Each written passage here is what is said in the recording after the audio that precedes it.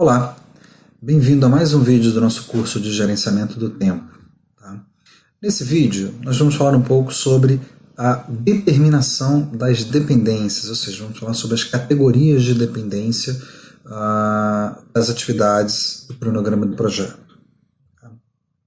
Bom, as dependências entre as atividades podem ser categorizadas de acordo com os seguintes itens. Tá?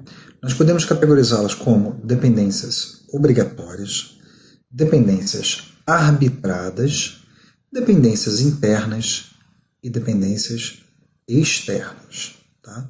Vamos ver um pouco, né, o que significa cada uma dessas categorias de dependência.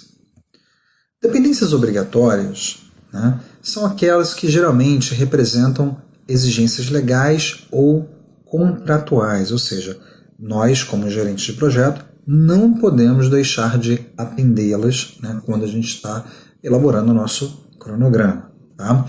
Muitas vezes são dependências também inerentes à própria natureza do trabalho, ou seja, não há como executar uma determinada atividade sem antes ter executado uma outra atividade, certo? Então, como exemplo, né, poderíamos citar, né, num projeto de construção, né, de um prédio, né, é impossível erguer a infraestrutura sem ter feito a fundação. Por quê? Porque a fundação é a base para a infraestrutura do projeto. Então, essa é um bom exemplo, né, do que seria uma dependência obrigatória. Não há como nós fazermos a atividade sucessora sem ter terminado, né, a atividade predecessora. Já em relação a dependências arbitradas, né, elas são as dependências, né, a categoria de dependência que a gente chama de lógica preferencial ou soft logic, né, ou seja, né, na verdade é um tipo de dependência estabelecida com base nas melhores práticas, ou seja, né, são melhores práticas do mercado que dizem que uma determinada atividade sucessora deve ser realizada, né, depois de uma atividade predecessora, certo? Mesmo que, teoricamente, a gente não tenha uma dependência obrigatória entre elas, certo? Então, a gente poderia citar um exemplo onde, né, num projeto de desenvolvimento de software, né, o trabalho de testes integrados deve se iniciar depois que as unidades de código foram totalmente desenvolvidas e testadas individualmente, certo? Ou seja, eu preciso, né, ter terminado, né, o teste individual para começar o teste integrado, uma vez que o código,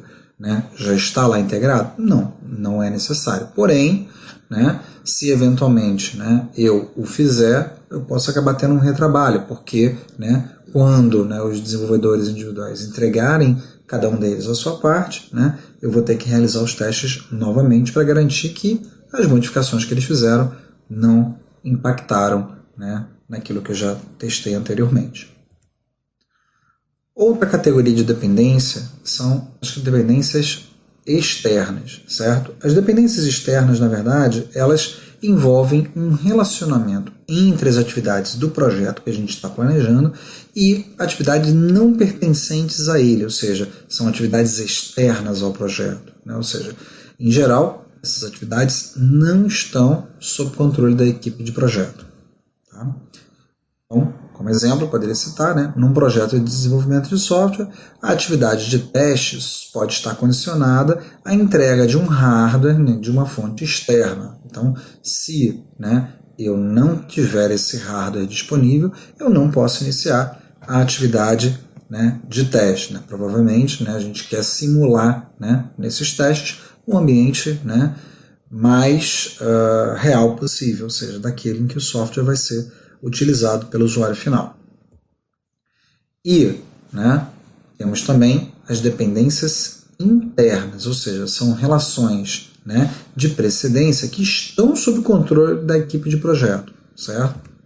Ou seja, um exemplo, né, uma equipe não pode desenvolver a documentação de um software sem antes levantar os requisitos. Né? Acho que a gente já falou um pouco disso lá quando a gente estava entendendo os conceitos básicos de sequenciamento, certo? Então, de fato, né, mesmo que esteja sob controle da equipe, é impossível, né, que a gente faça, né, o desenvolvimento de uma documentação sem antes levantar os requisitos para ela.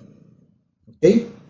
A aplicação desses 4 atributos, né, de dependência, dessas 4 categorias de dependência, né, é feita, né, da seguinte forma. Tá? A gente pode ter dependências obrigatórias e externas, podemos ter dependências obrigatórias e internas, podemos ter dependências arbitradas e externas, e podemos ter dependências arbitradas e internas. Ok? Muito bem. Nos vemos no próximo vídeo. Até logo.